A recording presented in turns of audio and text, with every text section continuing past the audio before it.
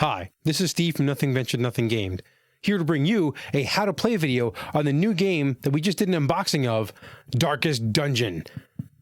Based off of the critically acclaimed video game by Red Hook Studios, and the board game is developed by Tyler Sigmund and Chris Bourassa. And I apologize if I butchered those names. But in this game, you're going to take control of a various number of heroes that are going to delve deep into the darkest dungeon and see if they survive and uncover what menacing evils lie below. Over here, we got a lot of your tokens. We're going to go over what those little tokens mean in a minute, but you have your reference cards, and I'm going to zoom in on this reference card here for you guys. List of conditions, and that's what most of those tokens that you saw earlier are. You're going to have all your different tokens, what they mean, and how bad things really are for the players, also the monsters. On the back of that card, you're going to have what all the different rooms mean, and we're going to get, like, there'll be little icons indicating as you enter rooms what that means, how bad or good it is for your players, and potentially some loot you might find, and monsters you'll have to fight. Okay, so as you're exploring the dungeon, the darkest dungeon, you're going to be rolling dice for every single character. Now, even though you may be running 2 players or 1 player, each character rolls 2 exploration dice, and you have to resolve those dice before you actually physically enter the room. This is your walking from one room to another and what happens along the way. And on the back of the final card is your provisions. This is what's going to hopefully save you. And this is your supplies as you go through the dungeon. You're going to generate a small pool of supplies when you first enter the dungeon. And as you go through the dungeon, you may generate a few more supplies, but you're also going to expend supplies to either avoid negative effects, to recover some health, or what have you. Bad stuff's going to happen. You're going to need these. So the first thing you're going to do is you're going to pick your characters. And we have a stack of characters. If I can stop beating my camera up. We have a list of characters here. Now, all of the level 1 characters are available immediately in the game. I know if you've played the video game, you have to go to a specific, I believe it's the stagecoach, and you are only slotted certain numbers of heroes. And then as you go through the game, you unlock more and more heroes as you go along, and they're randomly selected for you. This is unlike the video game. You have all the characters available right out the gate, and you can pick who you want to play. Remember that key fact of you have to have 4 characters. You have to have 4 people enter the dungeon with you. You can notice there's a front and back to these cards. There's level 1. Obviously, there's a grave robber. Then you have the level 2 version. Most of the characters have 2 cards, with 1 card being level 1 and level 2. And the second card being the level 3 card. And the level 3 is the highest level you can be. The exception, we're going to go through a couple of them. There's an exception here. This is Bounty Hunter level. I didn't pull out the level 3 cards yet. Bounty Hunter level 1, level 2.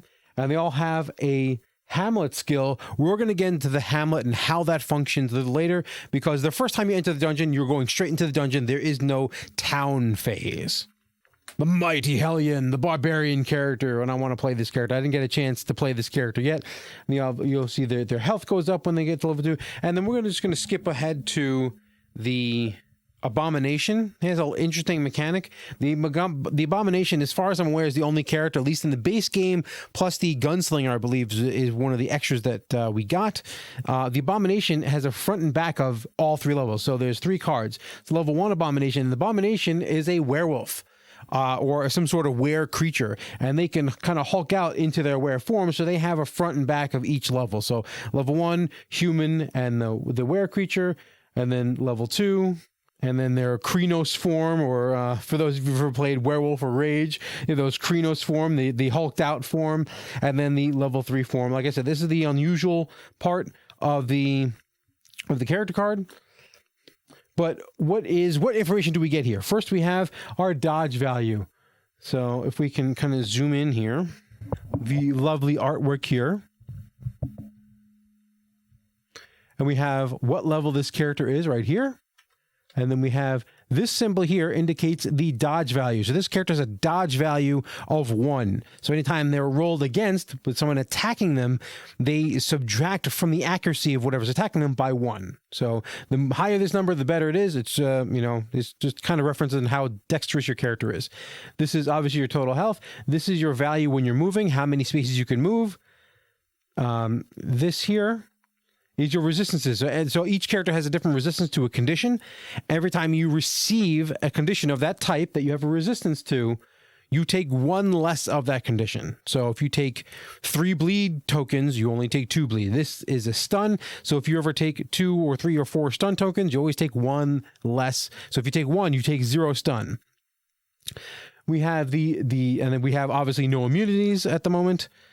Then we have the at death's door icon. It's if you ever go down to 0 hit points, or if you ever go down to 0 hit points, you go to death's door, and then taking more damage could potentially kill your character. And then we have a Hamlet skill of what you can do in town. Each character has a different Hamlet skill. These are different things of how they can manipulate the town. Like I said, we're going to get to how the town works a little later in the video. But so that's what the Hamlet is the town phase. So each player is going to receive one of these little player boards. And this player board's going to have a bunch of different spots where you can track things. This is where your skills are going to go for your character. This is where your stress tracker is going to go, your diseases, your positive and negative quirks that you're going to receive. It tells you all kinds of stuff that you're going to need to track. Each character is going to get a stress token that's going to progress down the track as you increase in stress. I will say my one complaint is that if you look really closely, if I can make sure I can make the camera see this, and I don't think I'm going to will, right up here, you'll see 10 different spots for this token to go. But it's dark on dark on dark on dark. It's real hard to see. But there is 10 positions here, and then when you get here, usually bad stuff will happen to you. So high stress is bad, generally bad. You do the stress tracker. This tracker has 2 sides to it, and this matters. The first time that this maxes out, if you don't have a virtue or an affliction, you receive a virtue and affliction right away, depending on the die roll, and this flips back. So you don't immediately die when you hit the 10 stress. But if you have a affliction or a virtue, this turns to the red side. And then if it goes up again to the maximum side, oh, we're losing it. If it goes up to the again on to 10 stress again, and you have an affliction or a virtue, your character basically goes insane and is no longer playable. Effectively, that character is dead. And then you'll have to play a new character. And that effectively removes that character from the game. And you're going to have to go play a new character. You have a spot on the side, so on your table, you can have a spot. This is where your disease goes. You can only ever have one disease, but diseases are bad. You don't want them.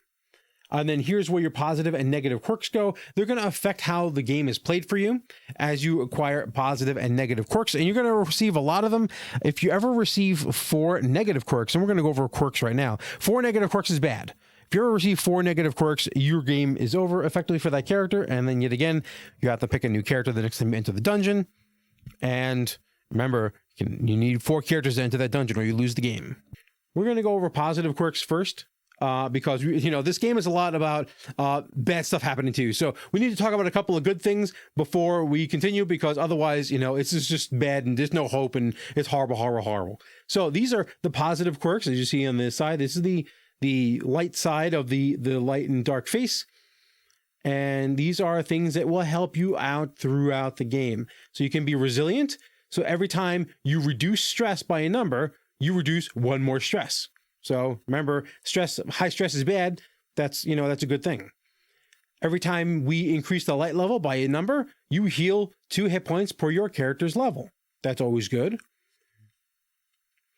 This symbol means push or pull. So every time you push or pull, you're pulled 1 less square. So you can be, you're balanced. You can, you're harder to move around than other characters. Thick-blooded, if you're poisoned, 1 T means 1 token. So a lot of times when you're poisoned, you're going to receive a number of tokens. So this means anytime you receive a number of tokens, you receive 1 less token. Very similar and actually exactly the same as if you're resistant to poison or being poisoned. This will increase the amount of tokens reduced by 1. This is the receive damage. So this is the damage symbol. So anytime you receive damage, you receive one less of that damage. So this is a really good one to have. And there's a bunch of different ones that you can go through. Very clear iconography. This one is when you're affected by a trap, and we're going to go through what this die means. This is a die roll. This is an exploration dice. If you roll the trap symbol on the exploration dice, your dodge rating goes up by 2, which is important, which means the little trap has a less likelihood of hurting you. All right, that's enough about good stuff. Let's talk about horrible stuff. Horrible, horrible, horrible. These are the negative quirks, as you see in the back. That's the negative side of the face. And here, fear of the unknown. So this is one of those exploration dice. If you roll this symbol, which is the curio symbol, you have to interact with it, you're going to get +1 stress. Remember, stress is bad. Bad. Yeah. So this one is when you bleed more. This is bad. Bad gambler. Every time you roll a 10, you take damage equal to your level.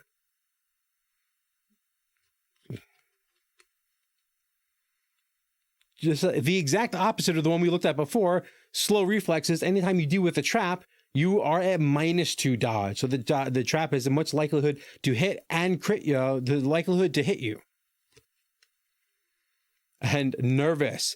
Anytime you receive stress, guess what? You receive 1 more stress. And like I said, there's a multitude of ones in here. There's a variety of different negative quirks in the game. That's just just there to mess you up. All right, so let's say we pick one of our characters and picked as a crusader. So we take our board and we stick it right next to our character card, which tells us our total health. We have a 17 health, which is a good number, but he is slow. He only has 1 movement here. And because he's slow, he has no dodge value base. There are other things that can affect dodge value, but right now, at this point, if anything attacks it, it's just going to be a flat roll based on the accuracy of the move. And then we have to pick our skills. Now, each character has skills. And each skill, from what I'm aware, each skill has 3 levels. But you only gain access to the first level of every skill. So effectively, you have these 7 skills available whenever you want. And we're going to take a look at the Crusader skills right now. We have Stunning Blow, and we'll get into the anatomy of these cards in a second. Bulwark of Faith. Zealous Accusation, I challenge thee. Now, Battle Heal. Holy Lance. Like I said, these 7 cards are the level 1 versions of the Crusader's skills. We can pick any 3 of these because we have 3 spots on our board and because we're level 1. We're level 1 here, level 1 here, and level 1 here. We have a level 2 spot and we have a level 3 spot, which only happens as we start upgrading ourselves later down the line. So we get to pick 3 of these. So I know which ones I'm going to pick because the ones Jared used in our first game. It's Bulwark of Faith, Zealous Accusation, and Battle. I don't think he actually took Battle Heal, but we're taking Battle Heal because we need a way of healing ourselves because we're slow and we take a lot of damage. So we just slot them in here. And anytime we're in town, we can change these skills. Once we're in the dungeon, we have to kind of live with our choices and deal with what we have. So you picked your character, but you have to figure out what kind of quest you're going to go on and what the major threat is. Now, the base game comes with 4 level 1 bosses. You're going to pick one of those bosses at random, and there's some flavor text, and there's a card in there that will give you detriments based on whether you're in the dungeon or you're out in the town. So not to give too many spoilers, we're just going to show you one of the bosses that we actually played against, but you actually don't fight the boss until you, I think, go into the dungeon like 3 or 4 times. So this game is set in acts. So there's Act 1, Act 2, Act 3, and those are 3 imminent threats you're going to have to deal with, and then you're going to be able to go into the darkest dungeon. So you actually don't go into the darkest dungeon until way later in the game, and then things start getting real difficult. But you're going to find the boss once you randomly decide, like I said, of the 4 that come in the base game, you're going to, like I said, we pick this out, and you're going to collect these cards here. Now, you're actually not going to need all of them. A lot of them actually involve you fighting the boss, which I'm actually not going to show you those. These are these cards right here. Oh, actions. But yet again, these are also separated by level. We have level 1, level 2, level 3. Obviously, in the first time you play the game, you're going to play the level 1 card and then have the level 1 stuff, bad stuff happen to you. So this gives you a little bit of flavor text here. And yeah, so the flavor text gets worse as you go. So we're not going to show you the horrible stuff. I haven't even read it yet because I want to experience it as we go. But on the level 1 boss card here, we're going to flip this over right here. There is the bad stuff that happens. So while you're in the dungeon, this is the dungeon symbol, this bad stuff happens. And when the party first enters the dungeon, they immediately go to +2 stress. They immediately go, everything's stressful. So if you have visions of the torturous end, so you have almost have visions of your own deaths, which is always not a good sign. But once you get out of the dungeon, this card flips over. So you're going to keep this card out. And it says here, this is while you're in the town, visions of past deeds. This is all the bad stuff you did while you're in the dungeon. The tavern recovers less stress. So the tavern is probably the main place you go to deal with stress. And now this says, until you deal with this bad guy, the tavern gives you less stress because you're having visions of all the horrible things you had to do to survive in the dungeon. But yeah, so you're going to read this flavor text. Spooky. Ooh. And this is kind of like how the story is delivered through the game. As you deal with more and more bosses, you're going to deal with more, you're going to get more and more of this flavor text as the dungeon gets harder and harder and harder. And then you have to pick a quest. So there are a variety of quests in the game. So you're going to notice this symbol a lot in the game here. We're going to hopefully have this camera focus in on me here, on the cards here. So you're going to notice this symbol right here. And there's 2 different symbols in the game. So either there's no symbol, which means it's a generic card. There is this symbol, which means the ruins, which is what you start off at when you go into the dungeon. You're not really going into the darkest dungeon yet. You're going into the ruins, and you're trying to get to the darkest dungeon. So this is the ruins symbol, and the darkest dungeon symbol is, if I can find something with the darkest dungeon symbol on it. We're looking for a quest. We have to pick up a quest. And you're going to notice when you're going through all the different cards, if I can get my camera to focus and not hopefully knock it over and to cause lots of pain and death for myself. You're going to either notice no symbol up here. You're going to notice this symbol. In the quests, there is only these symbols. And you can also notice this symbol here. And I'm not going to show you the card because it's horrible, horrible, horrible. But you're going to notice this symbol. This symbol is the darkest dungeon symbol. You don't go in the darkest dungeons till way later in the campaign. So anything with this symbol, you kind of put to the side. You kind of leave it in the box. You don't really deal with it until much later in the game. So you're going to pick everything with the ruin symbol, which is this symbol. And if there is anything with no symbol, you're going to use that too. It's not for the quests, but for like monsters and other things in the game may have no symbol, which just means it's a generic card and it's used for everything. You're going to shuffle these cards, you're going to deal out 2 of them, and you get to pick one of the 2 missions to go on. This is your quest. This is how you get XP. This is the major avenue for you getting XP. We actually did this mission here, and this also shows you how to set up the dungeon. These are the tokens, the door tokens you're going to find in the dungeon. And then it tells you, basically you're going through and finding curio rooms because it tells you different types of rooms. This is a trap room. This is a treasure room. This is a dark room. This is a curio room. These are 3 curio rooms and then 2 empty rooms. And then you shuffle through this pile of room cards. And you see there are the same number of rooms in every dungeon, just so you can go through and we'll put these down. And this is actually the dungeon that we went through. Is this one right here? But you have a variety of different layouts that you'll shuffle through and pick. And keep in mind there is also darkest dungeon tiles here too, so you gotta make sure you gotta remove those and just make sure you don't play with those until you're told to. And obviously, this location is where you start at. And then we're not going to go through. And these are just spots you have to stop in instead of going to the rooms. And then you take all those door cards, those old door tokens.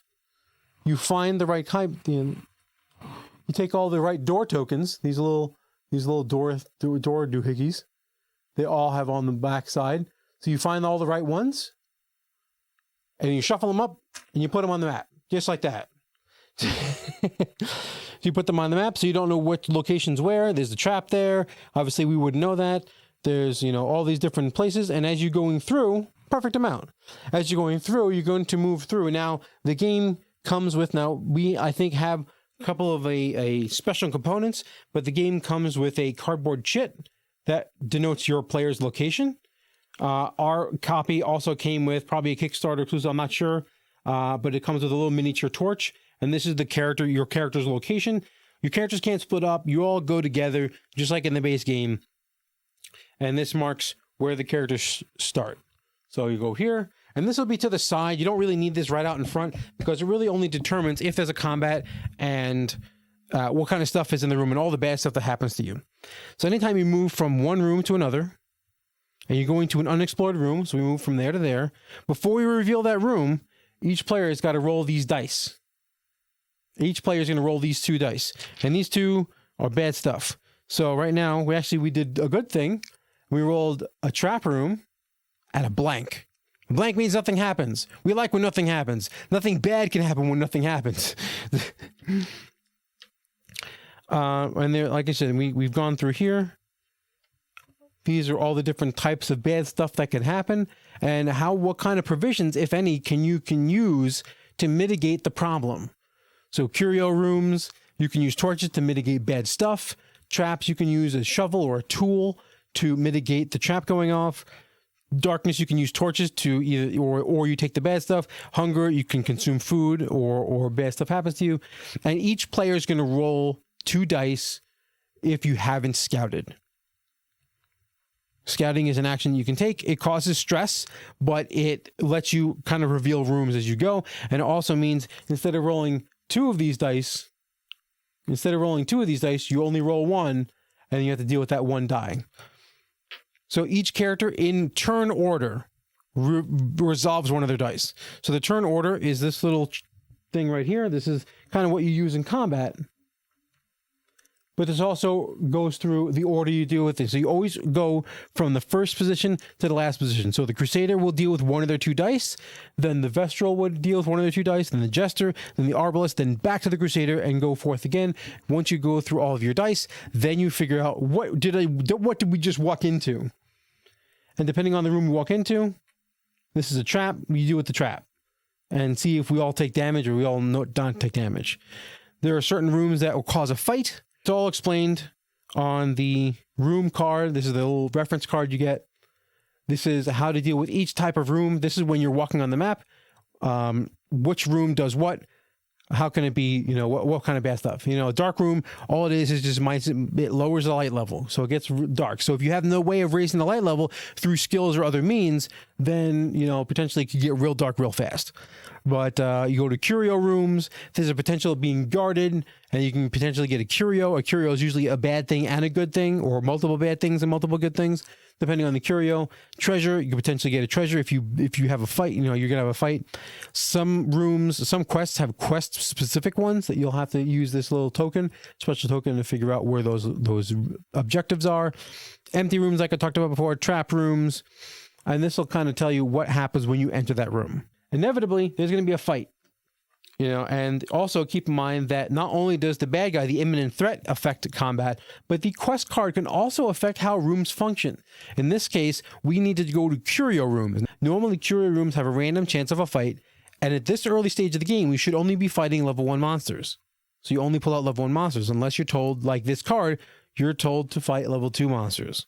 So once in a curio room, normally it's a random chance of fighting. You roll a die and check. This card says there's always a fight in curio rooms, and there's always at least 1 level 2 monster in that room. So you got to watch out for this. These cards can actually change the way the game functions. So something to watch out for. Always keep this reference card available so you kind of know what you're doing and how this changes the game. By the way, level 2 monsters are no joke when you're playing your first game. It was no joke. We had to fight a boss. It was not cool. On a combat turn, we have 2 actions. Now, there could be an action that requires no card, like moving, but there also can be, we can use one of our many skills. We can also use an action to shift ourselves 1 space, and that becomes important based on what kind of skills we have. I'm going to go over that right now. But that's one action. You can shuffle yourself around, and you'll move one space, and the person you're moving to gets put in the space that you were in. So you kind of flip-flop. You can kind of tell what kind of character you're playing based on the skills you select. Now, some characters kind of like to have a sweet spot of what spot they're in, and some characters have a variety of places they can kind of exist in. If you look at this card's got a lot of information on it. We're going to go over Bulwark of Faith.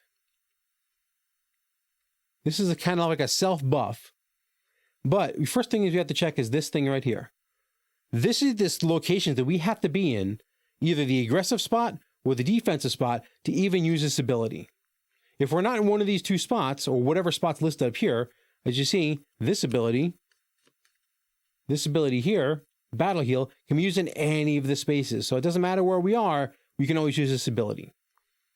Not true for the other two skills, where we basically have to be in the front two positions, which is the aggressive spot or the defensive spot.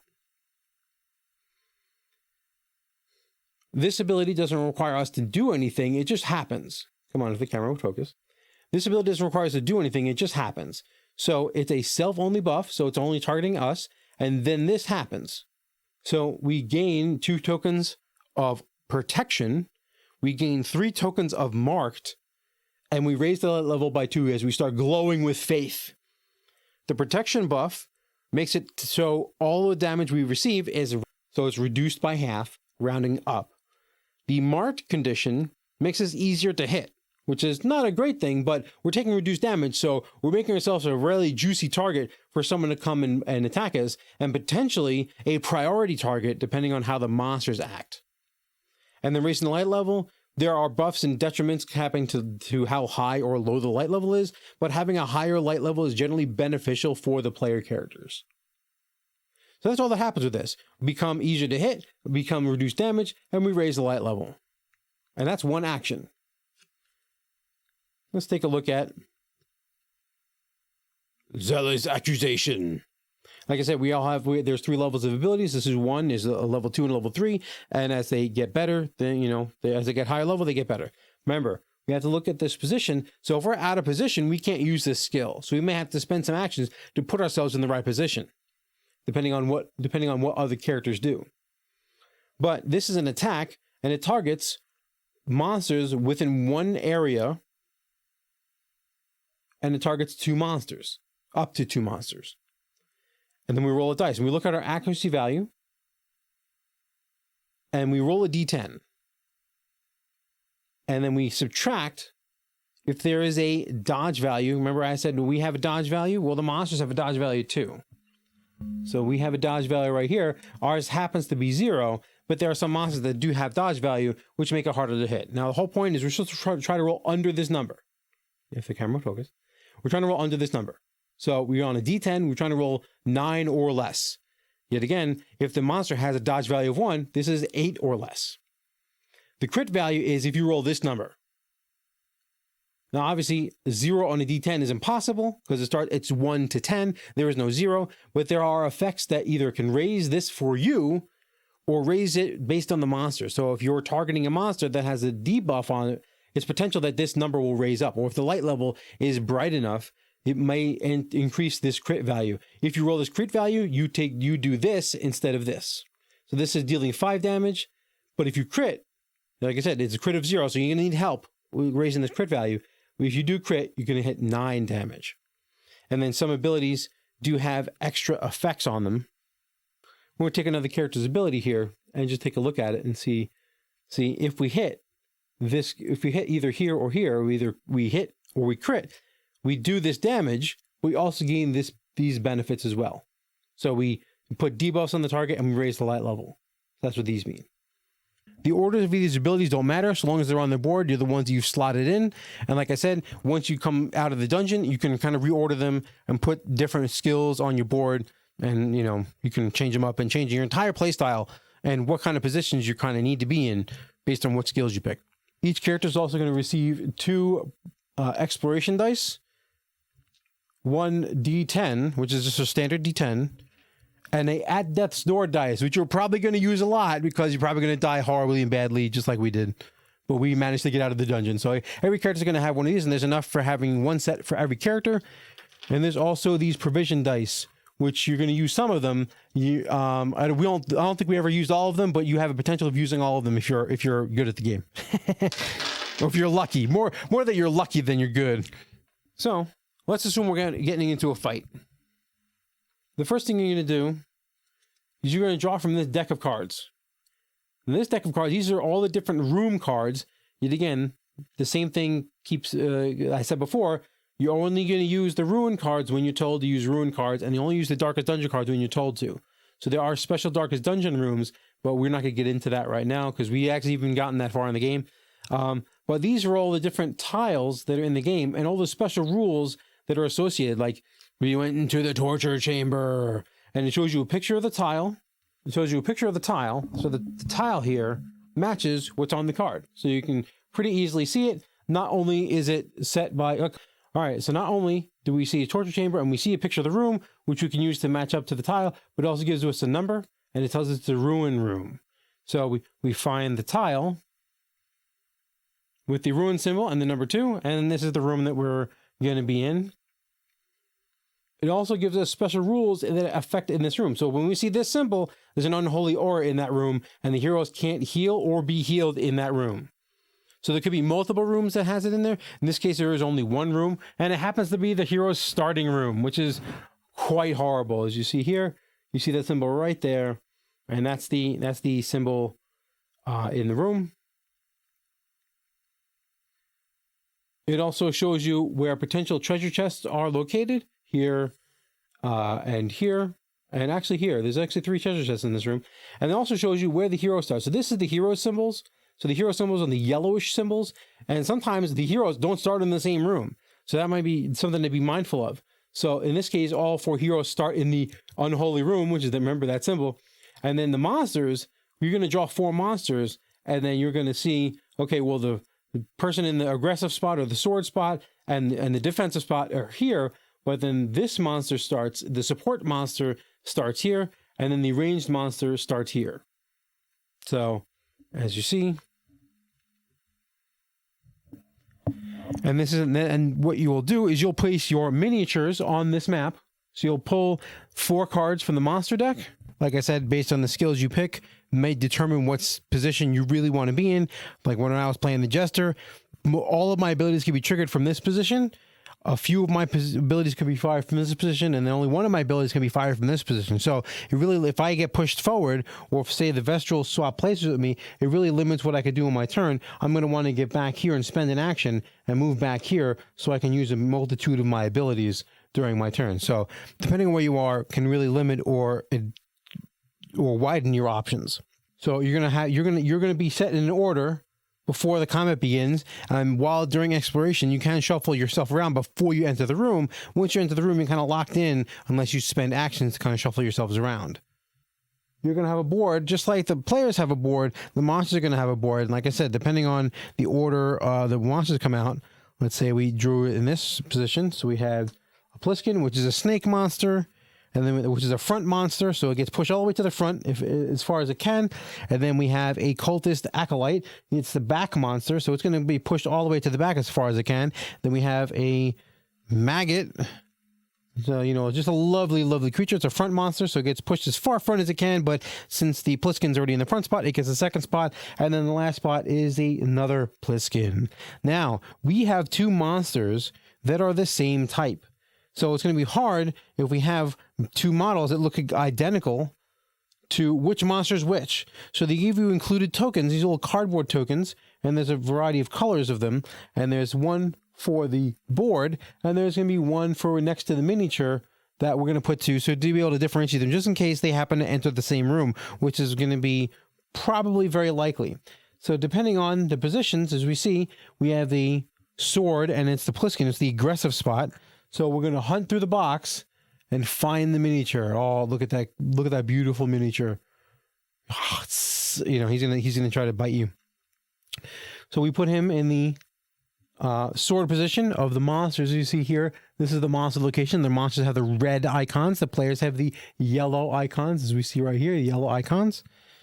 And then the maggot's in the shield position, so it also gets put in this room. And then We have the range, the Pliskin's in the range spot, so it goes over here, but it gets this token so we know which one's which. And then the final location is the Acolyte. You're going to need some of this stuff kind of in view, in range, and obviously in this particular room, all 4 characters. So you get, again, hunt through the box to find the character minis as well. All 4 characters start in this room. So the next thing is you're going to get these treasure tokens out. And these treasure tokens are little treasure chests that you will put on some of the maps have treasure chests on them, which is a potential for you can go to loot items. And then once you discover them, you're going to flip them over and you're going to get some reward if you collect them and spend the right number of actions to pick them up. And you'll get those. And these are little extra rewards if you can manage to survive in the combat and manage to spend enough time to loot them. And there's one more thing, funny enough, is we actually didn't notice this. I just noticed this just now. But if you actually look at a particular room, not only do you know where people start, which is right here, you'll notice that each room has a number of dots right here. What that means is the maximum number of people that could be in that room for players. So this doesn't affect monsters, because monsters are going to follow their AI regardless of what's going on. But if a player is ever in a room that has more than a maximum capacity, they can never end their room in a room that already is max capacity.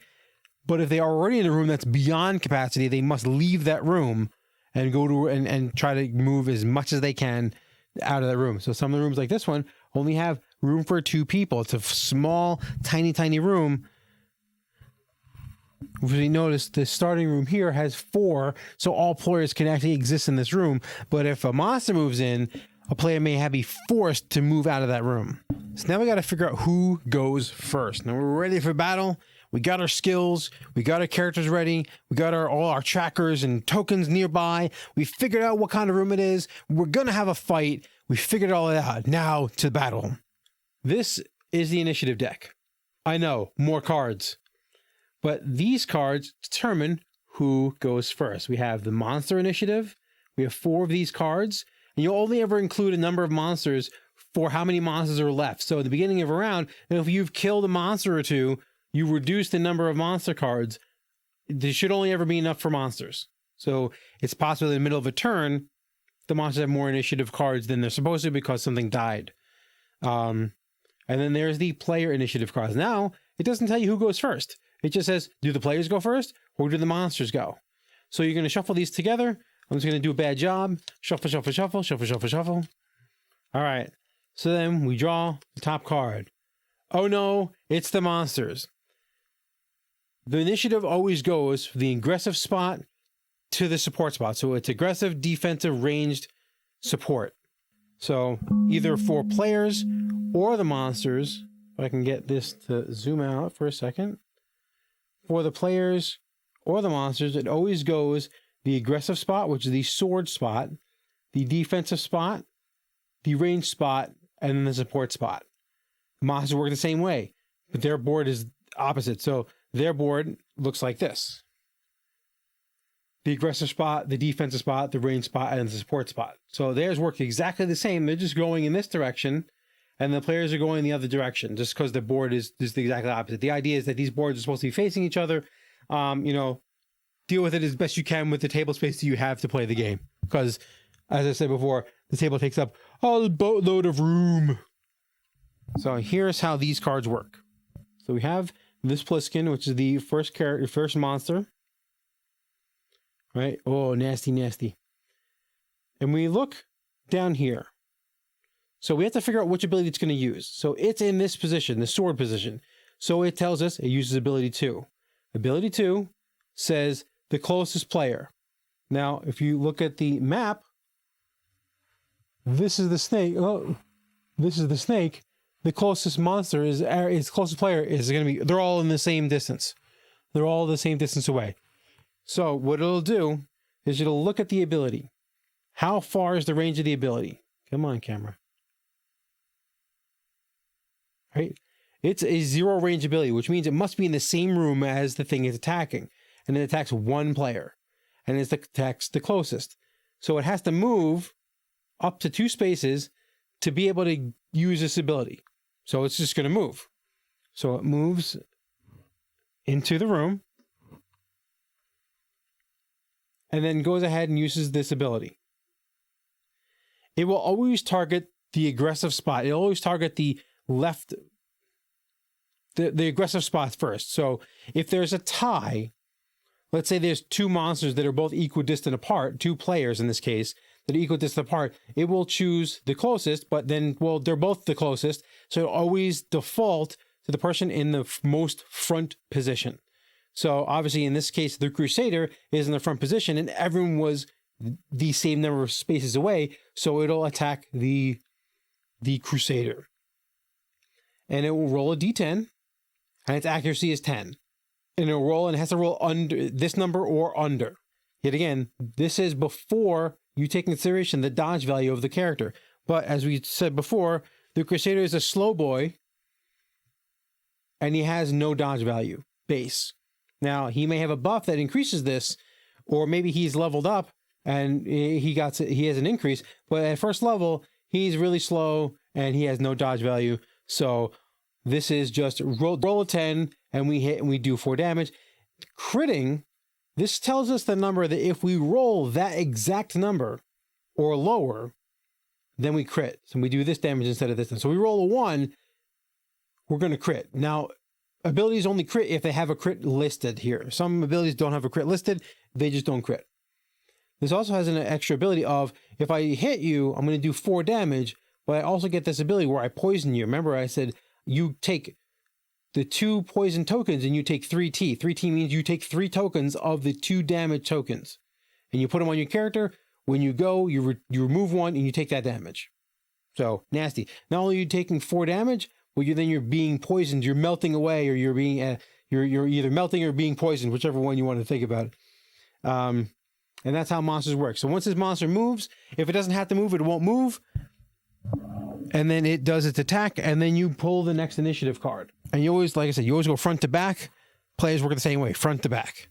There's a tracker for combat and the light level. So the players have effectively 4 rounds to finish the combat, or they must flee. So this is what this tracker is for. We start at round 1, and the light level generally starts at 5 unless something modifies the light level in the beginning of the dungeon. So it doesn't reset every fight. It starts at 5 in the beginning of the dungeon, and then, like I said, we have some abilities that can raise the light level, and then some abilities that lower the light level. So at light level 5, the players get +1 dodge. Like I said, it helps some of those characters out. Having an increased dodge helps.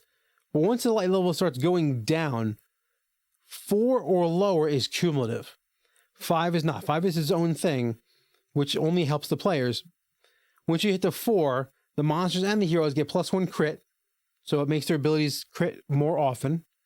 And as the light goes down, it increases stress, and then the monsters get +1 accuracy, and the monsters get +1 dodge when the light gets really low. So the lower the light goes is generally worse for the players, but they do benefit from this ability here.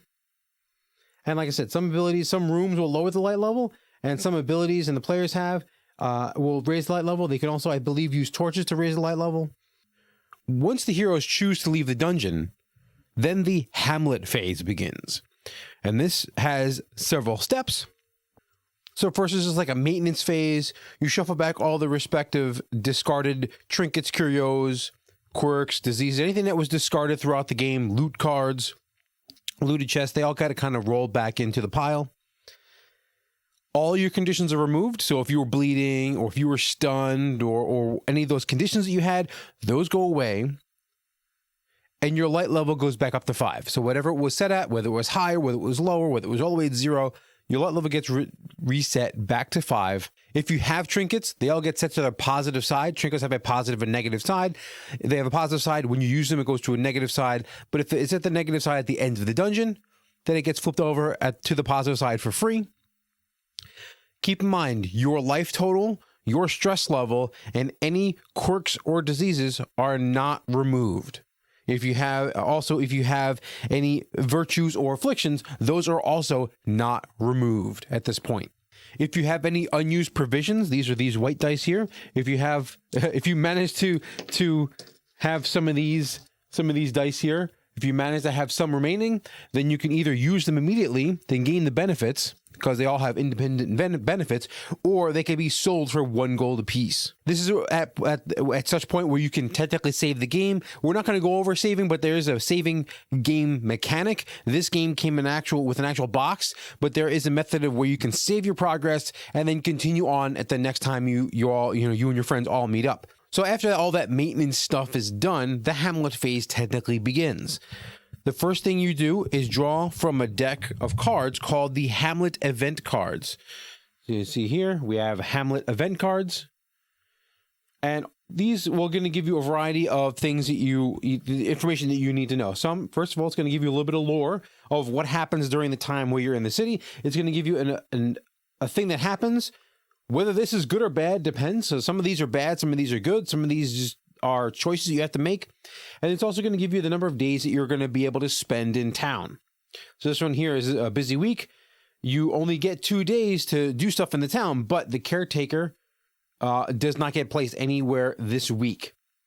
So the caretaker, we're going to go over that in just a second, because first things first, you got to pull one of these cards. So you're going to randomly shuffle, and let's pull this top card here. Let's pull this top card and see what we get. The Unsettling Darkness. So obviously we have 3 days, which is good, but we have this bad event here that's going to happen the next time we enter the dungeon. So the next time we enter the dungeon, instead of being set at 5 light, we're going to set it 4 light. So it's a little bit darker. Obviously you have a little bit of lore here that someone will read. And then you keep this card out to remember that you have 3 days in the town, and also to remember this bad effect that has to happen. The next thing to do is figure out where the caretaker is going to be. Now, the caretaker is kind of a jerk.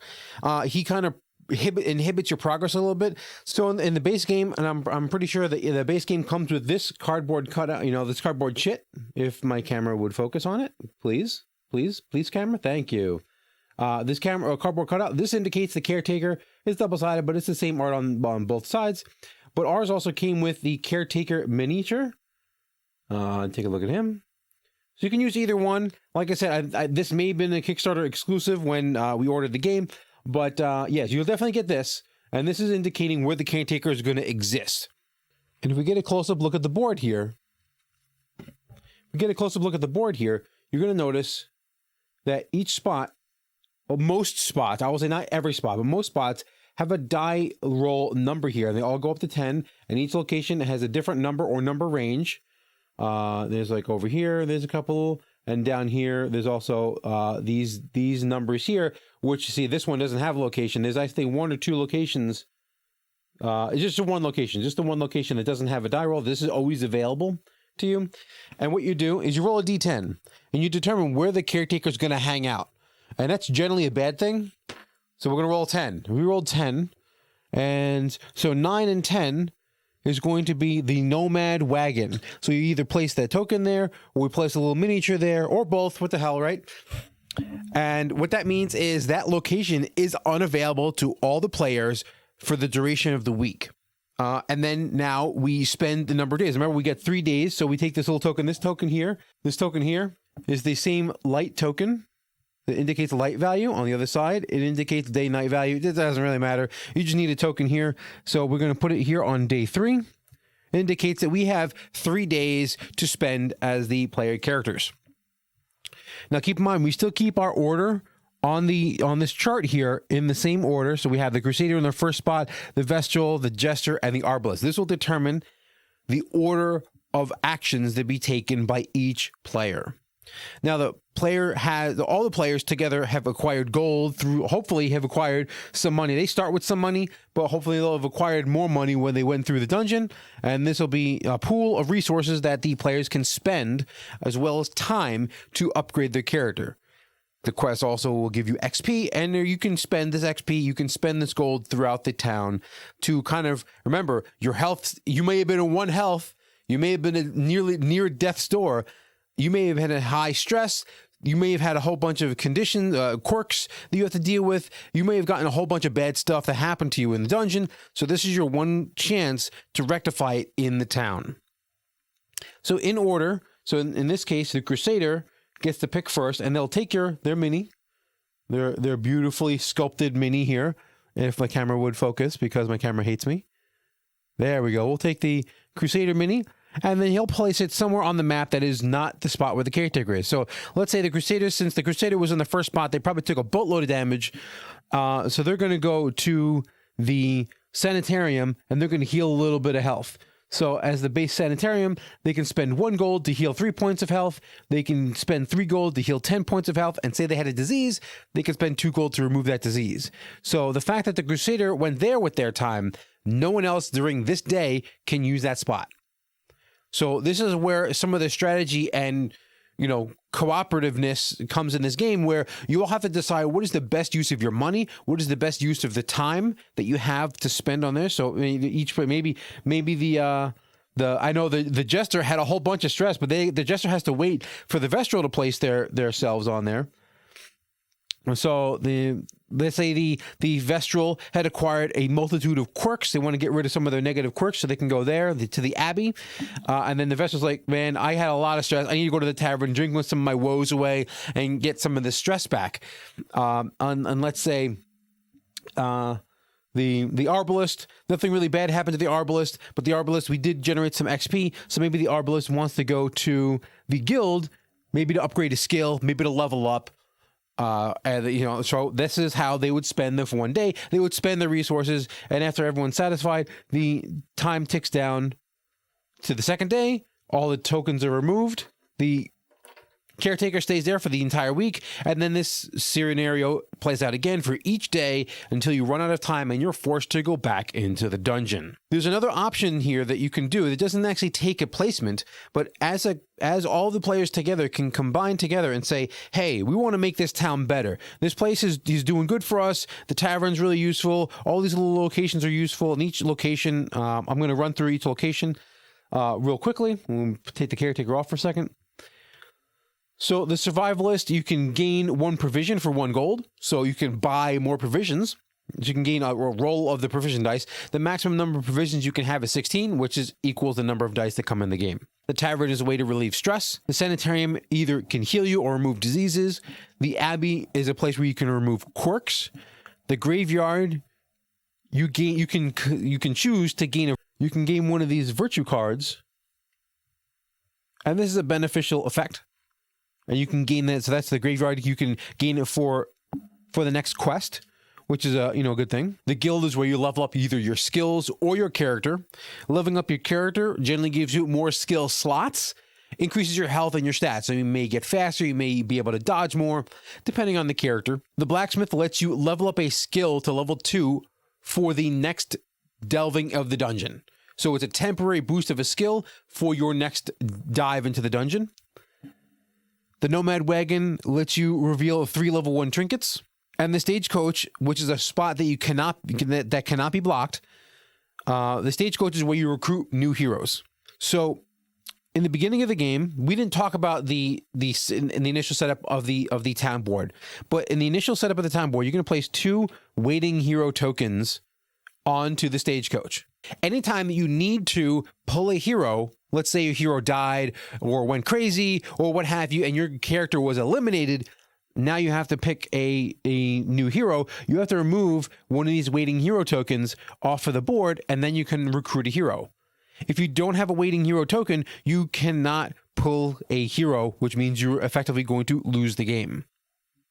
So you have to keep the number of tokens here stocked up. So you have 4 tokens maximum. So maybe someone spends their day here, places themselves on here, and okay, well, we used 1 token. Someone died, and we used 1 of those tokens. So now we want to place, now spending your day here lets you place 2 waiting tokens down here. So now we have 3 tokens. So not in such dire need if 2 people died, if we only had 1 token there and 2 people died, we had a bad run, can't pull 2 because you only have the 1 token. So keeping this spot full of tokens is always beneficial for the longevity of your game. The other thing you can do is level up the town. So remember, I was just talking about the Stagecoach. And right now, level 1 is when you take that spot, you put 2 waiting hero tokens on the Stagecoach. But if we level it up, we put an additional waiting hero token there, and then we can level up again. You add another token. So effectively, you can get 3 tokens total. we're not going to go through all the tokens, but the Nomad Wagon, right? Normally you only get 3 level 1 trinkets, but then you can level it up and reveal 2 level 1 trinkets and a level 2 trinket. So you get a little bit more powerful trinkets. Some of these actually give you more options. Let's take a look at the Sanitarium, which is a place you can go heal, remove diseases. Let's move this here. So if we put the level 2 Sanitarium, we heal for more. So the original one was pay 1, heal for 3, pay 3, heal for 10, and pay 2 to remove a disease. Now we can pay 1 to heal 7, pay 3 to heal 14, and there's still the same ability there of removing a disease for 2. And then we can level up again, and it just gets better. The healing just gets better. Some of them give you additional options. Let's look at the Abbey. The Abbey is just a way to remove quirks, but if we upgrade it with the level 2 Abbey, the first 2 stay the same. So removing 1 quirk or 2 quirks stays the same, but then we can gain a positive quirk by spending 3 gold. So we get an additional option of gaining positive quirks through this building. And then we level up again, we get even more options. This is another way to reduce stress, but also some of the prices come down. So it makes it more efficient.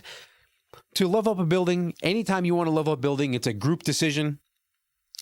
And you spend 20 gold for every building that you want to upgrade, except for the blacksmith and the Nomad Wagon. The blacksmith and the Nomad Wagon are a little bit cheaper, and they only cost you 10 gold. Also note that the guild and the graveyard never get upgrades. They don't get upgraded. They're just what they are. Let's go over one more. Let's go over the blacksmith. Blacksmith's cool. So like I mentioned before, the blacksmith you can level up one of your abilities to level 2 just for the next dungeon, the level 2, and it costs you 1 gold. You level it up to level 2. It's still 1 gold, but you can level up a level 3 skill. You take one of your skills and you level up to level 3 for the next dungeon. And then the level 3 version is still 1 gold, but you level up one of your skills to level 3 and you gain a provision. So, yeah, upgrading the buildings is a key component of this game, and it was also a key component of the video game. So you always want to spend your time. So that doesn't actually cost you a day. It doesn't cost you a placement. It just happens. It's an agreement with everyone. It is quite expensive. I think our first run, we only made like 40 or 50 gold. So spending 20 gold, that's a big chunk of our acquired resources throughout the dungeon. So yeah, so you have to spend your time here wisely. Make sure to work around the caretaker who's being a jerk, blocking your locations, upgrading certain buildings, and keeping in mind the event that happens, which, like I said, may be beneficial, maybe not so beneficial. Some of them actually are just blanks. It's just you get some time. You get some time, and it was uneventful. There we go. There we go. Sometimes it's just a fun time. You don't have anything important to do. It's uneventful, and there's no bad stuff, except eventually you're going to have to go back into the dungeon and get messed up again. So there's a variety of these cards that you're gonna go through, and some of them are gonna be quite horrible, and some of them are gonna be not so bad, and some of them are actually gonna be good. I think 1 or 2 of them actually give you choices where you can make a decision. But that's the town phase, and then what happens in the town? Repair the damage you took, maybe get a little bit better, maybe upgrade a building or 2, and then go back in. Go knee deep into the dead, back into the dungeon, and you're going to continue your journey, fighting the many evils that are in the dungeon. And welcome back. So now that you know generally how to play the game, my little 5-second review of the game, this is a great game. It has a little bit of hiccups where there's a lot of setup to this game. It is a big table game. This isn't something you're going to set up in 5 minutes and go to town and have some fun. This is something that you've thought out in advance, what you want to do, who's going to be playing. Are you going to be doing a wide birth campaign of the game and saving the game and playing from time and time again, or you're just going to do like miniature one-shots of it? But this is a big game, and there's a lot going on. Like I said, with the player boards, I wish that the little stress indicators was a little bit more clear, but beyond that, the miniatures look great, the board game looks great, the art style is right on point with the video game. And I believe that this gives a sense of the video game, albeit there are some clear differences between this game, the board game, and the video game. There are some clear differences, but I think those are almost requirements for trying to adapt a video game to a board game, as well as making a purely single player experience, from what I understand of Darkest Dungeon was a single player game, into a more multiplayer experience without actually affecting the gameplay at all. So you can play this board game solo as if you were playing Darkest Dungeon, the video game, and then you could scale it up to 4 players and nothing about the game needs to change. It's just who's running what. The AI of the monsters is a really innovative way where sometimes, depending on the position, they're going to do X or Y, or maybe they're in their first position, they're going to do this one attack, but if they're in the second or any other position, they have to roll to see which attack goes off. And then there's the targeting mechanic, which allows the players to a little bit gamify the game to where, like, okay, well, I know his next move is going to be either this or this. If I move away and buff up my party, I'm not going to get hit because I'm only at 3 health, and I need the tank to be able to soak up some hits and I can heal him up later. So yeah, all in all, I think this is a great game for any group that's into the more grotesque / horror / Cthulhu-ish type games, but it's still at the end of the day, it's still go in, kill monsters, get loot, get out, and survive. But this is Steve from Nothing Ventured, Nothing Gamed. May all your die rolls be crits, and may you always roll max damage. See you later.